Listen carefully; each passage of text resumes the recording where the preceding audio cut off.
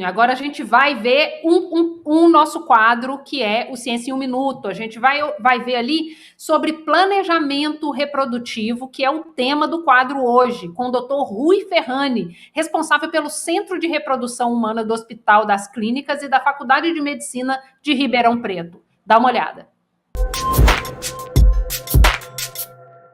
Olá, eu sou Rui Ferrani, eu sou professor titular da USP, o responsável pelo Centro de Reprodução Humana do HC de Ribeirão Preto. Nós fomos o primeiro centro a montar a reprodução assistida no serviço público, e isso já tem, desde 1992, a gente atende casais dentro do SUS. E o atendimento aqui é muito amplo e eu acho muito importante. A gente às vezes recebe as pacientes num período muito já tardio, e quanto mais precoce elas puderem vir, mais importante. O que eu considero assim, que a gente orienta sempre, seja paciente dentro do SUS, seja paciente num consultório de ginecologia, é que ela se programe quando ela quer engravidar. Então faz parte de uma consulta de ginecologista sempre perguntar para a mulher se ela quer ou se ela não quer engravidar no próximo período, porque ela tem que fazer o uso de anticoncepção, obviamente, se ela não quer engravidar, e quando ela fala em querer engravidar, é importante ela se preparar para isso. Se preparar em que sentido?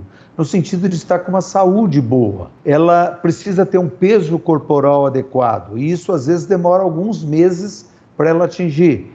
Ela não pode estar fumando. Ela tem que estar com uma alimentação a mais balanceada possível. Ela tem que ter cuidados de doenças infecciosas, fazer os testes sorológicos para não ter nenhuma doença infecciosa. E tomar cuidados também que, se está tomando algum remédio, o ideal é que ela pare ou possa modificar os seus remédios antes do período de engravidar. Então, mesmo enquanto a mulher, por exemplo, está usando pílula e ela já começa a falar que ela pensa em engravidar, ela precisaria de uma avaliação, e a gente costuma falar do casal, porque o homem também é importante nisso, o peso corporal do homem, o uso de, muitas vezes, de alcoolismo ou drogas ilícitas, às vezes isso também prejudica. Todos esses fatores são importantes para que a mulher tenha uma gravidez saudável. Então, a gravidez saudável começa antes dela engravidar, e não na hora que ela já procurou o pré-natal e já está grávida de algumas semanas. O importante é esse planejamento, que é um pré-natal.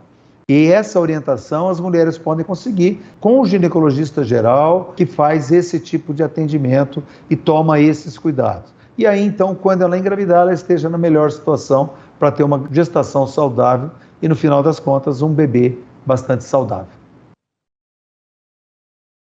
A gente está falando aqui dos casais que procuram tratamento para ter filhos, mas não podemos ignorar o outro lado, os casais que escolhem não ter bebês. Até o Papa entrou nessa treta. Uns dias atrás, o Papa Francisco disse que não ter filhos é uma forma de egoísmo e lamentou que os casais preferem ter bichos. Inclusive, a hora que eu li, pensei, esse aí é meu caso, me senti pessoalmente atacada, hein, Papa? Pode parar com esse negócio aí. As taxas de natalidade, que já vinham caindo em vários países, despencaram durante a pandemia. Nos Estados Unidos, os Estados Unidos tiveram a maior queda no número de nascimentos nos últimos 100 anos. 50% dos alemães e franceses que planejavam ter um filho em 2020 adiaram os planos. No Brasil, a queda foi bem mais discreta, né? 6,2%. Karen, no começo da pandemia, com os casais mais tempo em casa, como você acabou de falar, a gente esperava uma explosão no número dos nascimentos, né? Até que o Salvador mencionou aí o que seria um baby boom. Por que isso não aconteceu? Bom, a gente tem as questões sociais, né? Então, a gente está tendo as mulheres que estão cada vez pensando na gravidez mais tarde, né? Porque a gente quer estudar, a gente quer trabalhar, a gente quer montar a vida, quer comprar casa, quer não sei o quê. E aí, quando você vai ver, você está com 40, e aí já começa a ficar mais difícil para essa gravidez acontecer. Até o minuto lá onde o Dr. Rui Ferreira estava falando, é isso, é começar a planejar isso antes. Porém, a gente tem a questão econômica também, onde ter um filho hoje não é só ter um filho. E as mulheres que acabam tendo uma carga maior, tanto que a gente viu que o auxílio emergencial foi muito para as mulheres, mães, que não têm um companheiro para ajudar na casa. Então, a mulherada está pensando um pouco mais nessa questão do ter ou não ter filhos, por questões de responsabilidades econômicas e tem a questão social também. Então, vai ter sim uma diminuição, mas são ciclos. Eu acho que o mundo ele sempre vai em ciclos. A coisa vai sempre mudando. Hoje é muito difícil, às vezes, ter um filho. Eu tenho as pacientes que chegam para mim e falam assim: mas doutora, todo mundo quer falar alguma coisa, todo mundo tem uma opinião, todo mundo acha uma coisa, é sempre o filho dos outros que é o pior, a culpa é sempre dos pais. Então, assim, é uma carga muito grande para ser pai hoje em dia. Não é mais como antigamente, onde a gente, eu vou ter um filho. E hoje não, hoje todo mundo acaba pensando muito mais por questões sociais e questões econômicas. As mulheres, pelo menos, é nesse sentido que está andando. Mas, Karen, sabe que eu acho isso muito saudável? E eu estava ouvindo o Rui Ferriani falar, e eu acho que é bem essa a questão, né? Existe todo um arcabouço social aí que diz assim, olha, se você quer se esterilizar, não quer mais ter filhos e tal, pô, é um tabu enorme, tem que falar com o psicólogo, tem que assinar documento, tem que pedir pro cônjuge assinar, não sei o quê, blá, blá, blá, blá. Uma baita de uma burocracia e de um desestímulo, né? Para que as pessoas não tomem essa decisão ou tomem pelo menos de forma ultra refletida. Em compensação, para ter filho, que na minha modesta opinião é uma responsabilidade infinitamente maior do que não ter, aí não existe tabu social nenhum, não é? Não, vai lá, é bênção de Deus, é não sei o quê, tá valendo, é tudo. Eu acho que devia ter muito mais psicólogo em cima de quem quer ter filho do que de quem não quer. Para as adolescentes conseguirem um anticoncepcional pelo SUS, elas precisam passar num médico que não tem, tá? Pegar uma receita que tem que estar escrito uso contínuo e para ir lá no posto de saúde para pegar esse remédio. É uma burocracia tão grande que é cansativo para essas meninas. E aí, às vezes, a própria receita não vale 1 ano, vale 3 meses. Aí ela tem que voltar no médico, pegar uma receita. Então, assim, tudo é muito difícil para a parte de anticoncepção, de você fazer a sua vida. Hoje é bem nítida essa mudança. No consultório eu pergunto, quando a paciente faz 30 anos, eu pergunto para ela, você quer ter filhos? Né? Se ela não tem ainda, eu falo, você quer ter filhos? Você pensa em engravidar em algum momento? Ou você acha que você precisa ter um filho da sua genética? 50% das minhas pacientes hoje, elas dizem, não, eu não quero. Porque as 50% que falam, eu falo, você quer ter isso agora? Elas falam assim, não, eu queria esperar. Então, congele seus óvulos. Hoje, a gente tem essa opção de preservação da fertilidade feminina. Então, dá pra gente ser mãe com 40, com 50, porque o útero não envelhece. E hoje as mulheres estão... A gente está vivendo mais, todo mundo, mulher, homem, todo mundo vive mais. Mas, assim, é engraçado, porque para ter o filho, tem um monte de facilidades, mas para não ter o filho, é fogo, não é fácil. E enfrenta também o preconceito da própria sociedade, que fala, mas o que você veio fazer nesse mundo? Se você não vai jogar a sua genética para frente. A sua semente. Isso, você é uma árvore seca. E principalmente para as mulheres, a gente carrega um estigma do ser a árvore seca, que não rendeu frutos. Que horror! Quem vai cuidar de você quando você ficar velha? Eu quero morrer quando eu ouço essas coisas, mas assim, é isso que acontece, é do social. E a gente está começando, e as mulheres estão começando a poder falar sobre, eu não quero ter filho, eu não quero casar, eu não quero isso. Então, eu acho isso uma modernidade. Claro, ainda tem várias coisas para passar de obstáculos, tem, mas eu acho que está tendo uma mudança. E as taxas de natalidade estão aí para falar isso. Eu ia comentar um pouquinho disso aí de congelamento de óvulos, é que uma outra coisa que a gente observou na pandemia foi que, principalmente as mulheres solteiras que ainda não têm um parceiro, estavam lá chegando nos seus 35 anos, elas acharam que durante a pandemia elas não iam encontrar alguém para compartilhar a vida e para ter filhos, e muitas delas procuraram congelamento de óvulos. Então as clínicas de reprodução, ao mesmo tempo que diminuiu o número de tratamentos que as pessoas estavam segurando um pouco para tentar engravidar, muita gente foi congelar óvulo para preservar, para que pudesse ter esse sonho realizado depois da pandemia ou quando voltasse a vida normal. Então as clínicas tiveram um aumento importante de congelamento de óvulos, isso no mundo inteiro. A gente ficou fechado, as clínicas ficaram fechadas por 6 meses, né, de março até setembro de 2020, então ficou tudo parado, mas a hora que abriu, realmente, a maior procura era no congelamento de óvulos, era na preservação da fertilidade feminina. A parte dos casais, realmente ficou... Eles queriam se arrumar economicamente falando. Então, os casais preferiram esperar um pouquinho mais para ver o que ia acontecer, quais iam ser os problemas se engravidasse ou não. Então, realmente, a parte dos casais ficou um pouquinho para trás, e a parte da preservação de fertilidade realmente foi bem procurada. Vou aproveitar vocês para poder fazer 2 perguntas. Uma é sobre, né, nas redes sociais, sempre esse assunto sempre volta, que é sobre: é mais fácil para o homem fazer a vasectomia do que, por exemplo, para a mulher ligar as trompas? Guilherme, essa eu passo para você. Na minha opinião, é muito mais fácil fazer a vasectomia. Talvez seja mais difícil você convencer um homem a fazer a vasectomia, mas é muito mais fácil.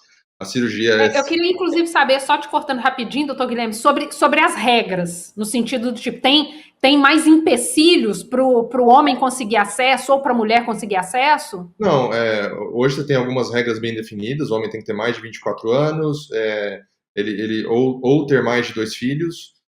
Na verdade, depende do lugar onde você vai, pode ser só mais de um filho, mas isso não é uma contraindicação absoluta. Se alguém que não tem filhos quer fazer vasectomia, ele vai poder solicitar ao seu médico, o médico vai avaliar se aquele paciente realmente tem certeza daquilo, isso é uma avaliação do médico, ele pode pedir uma avaliação do psicólogo, mas o que o Salvador falou é verdade. A gente tem tem que passar no cartório, tem que reconhecer firma, o cônjuge tem que assinar, só que... Passar no psicólogo. Alguns planos de saúde pedem para passar no psicólogo, só que isso, na minha opinião, acho que é algo que o paciente precisa passar, porque o arrependimento é muito pior do que esse período em que ele vai ter que fazer alguma burocracia. Então o arrependimento pode ser muito mais danoso para ele, entendeu? Então são 60 dias desde a assinatura do termo até ele poder fazer a cirurgia, e eu acho que isso faz parte, eu acho que tem que ser mesmo. E é claro que a gente não tem que dificultar, mas aquele paciente tem que pensar bem naquilo, entendeu? Ele tem que saber o que ele está fazendo. Essa parte eu concordo 100% com você, Guilherme. Eu só fico me perguntando sobre o outro lado.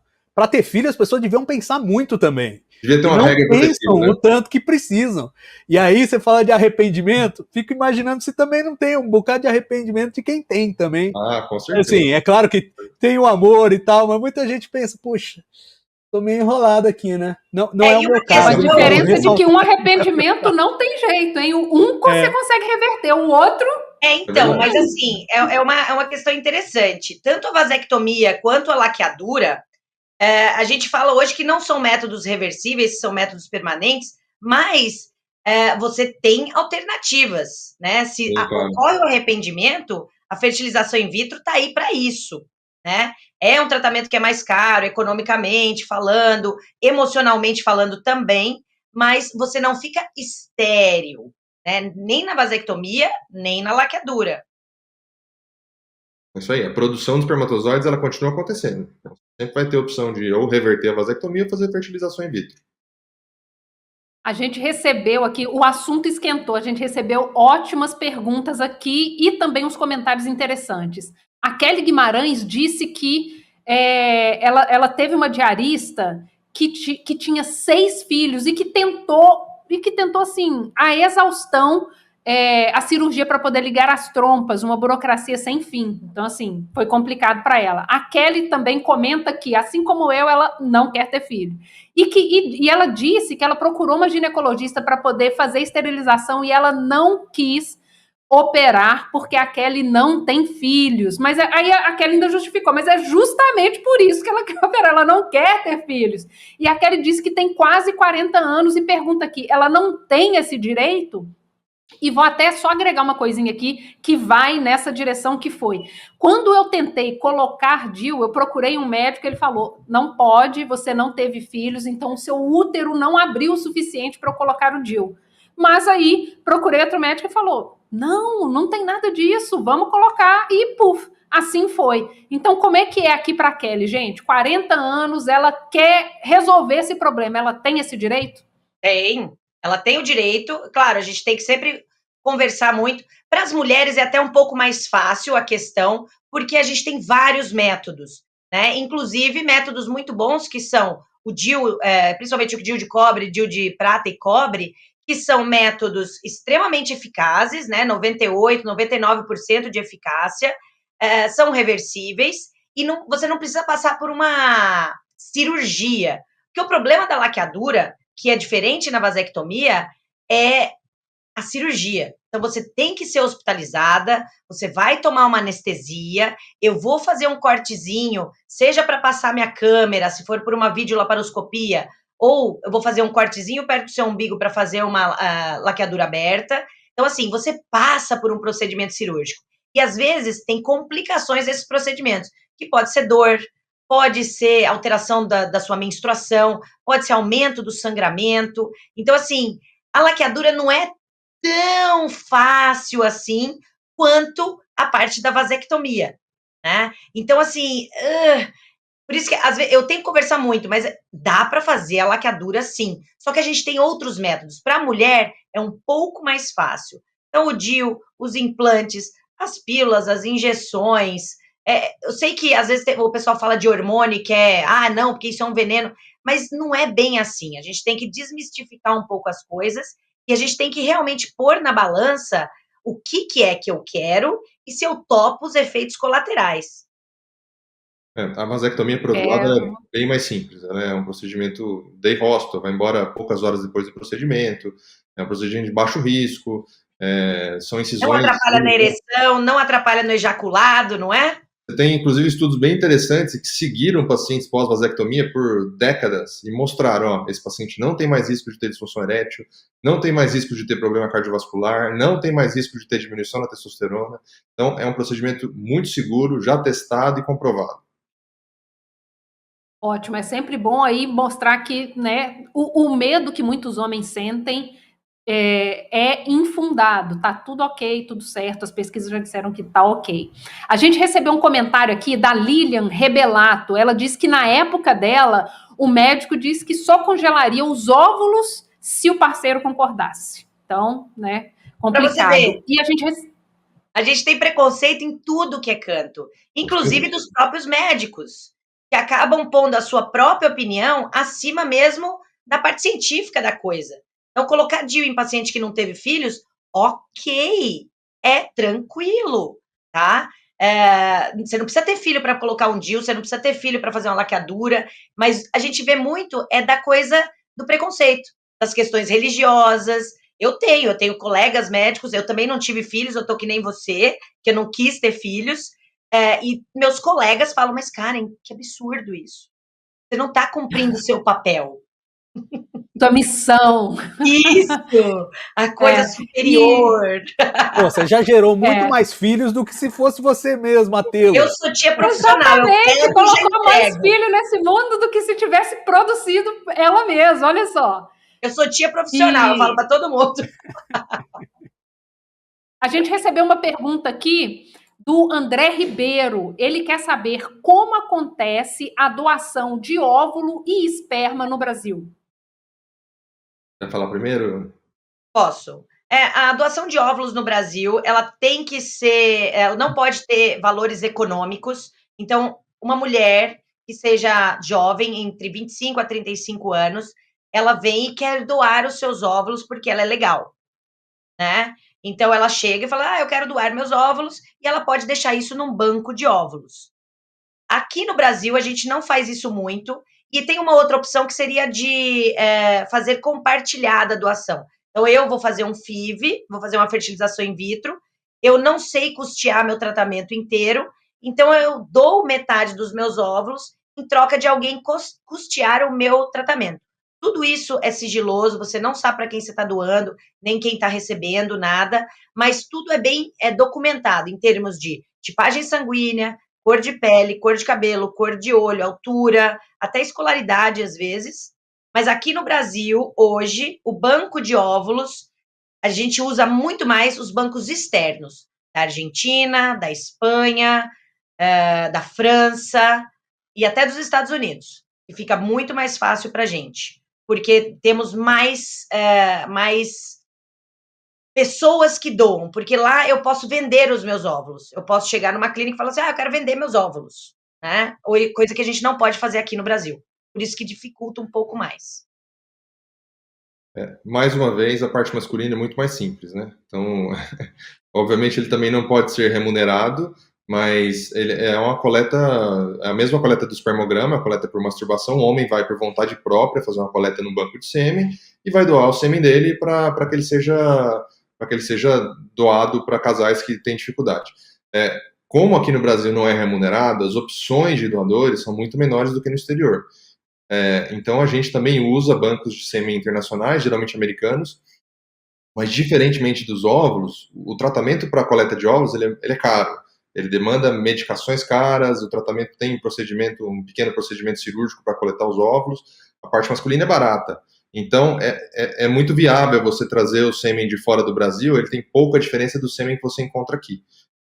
E lá você vai ter mais opções de doadores. Aqui, falando opções de doadores, é basicamente características físicas, que é o que você vai procurar quando você está procurando um doador de sêmen, né? Então, lá é muito mais simples de você achar, mas a gente tem bons bancos de sêmen também no Brasil, de doadores espontâneos.